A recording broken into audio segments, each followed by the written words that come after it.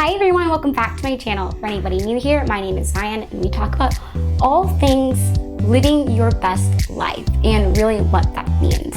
I'm really excited for today's topic. We're going to be diving into the concept of frugality and how to really start living a frugal life and really what that means.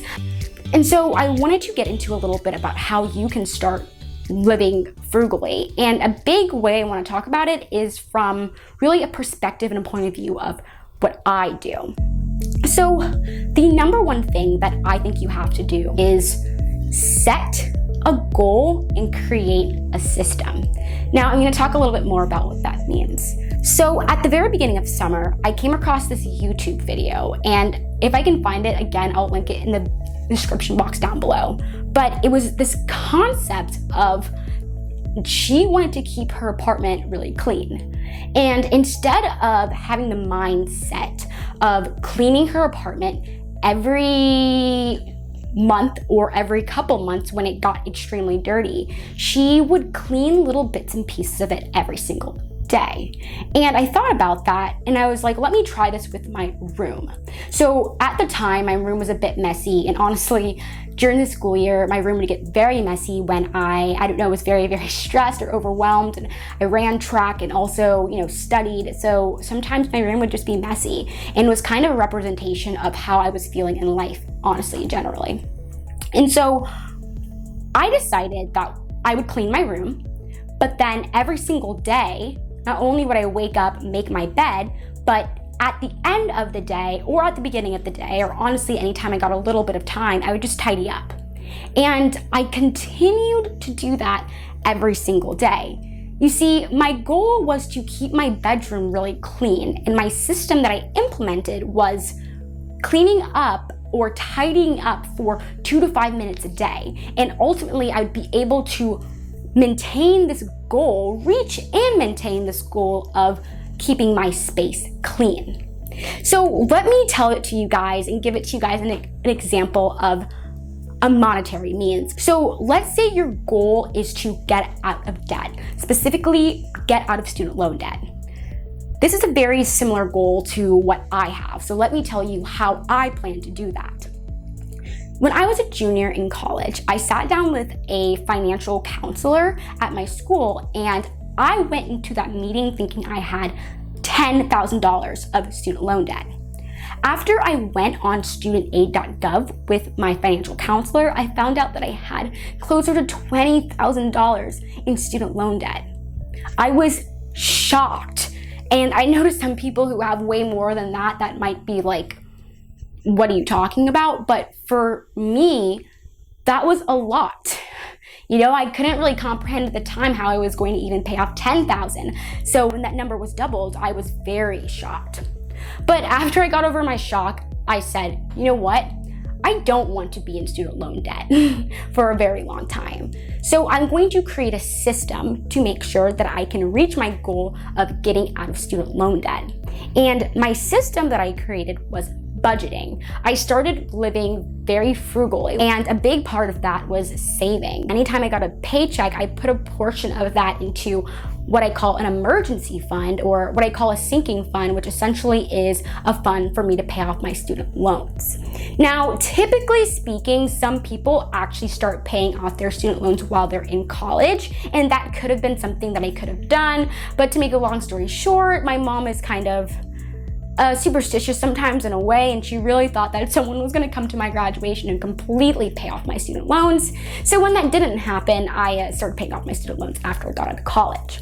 But the whole point here is that the goal I had was to get out of student loan debt. And while I still am in student loan debt, I've actually paid off roughly $10,000 of my student loan debt already.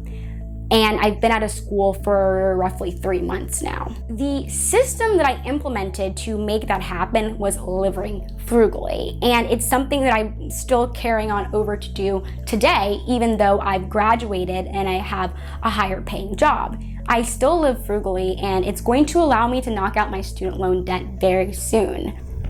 And so this applies to really any other goal, any other financial goal that you have. And I think my point is that for a lot of people, right, the common person who lives in America at least, is not born into millions of dollars.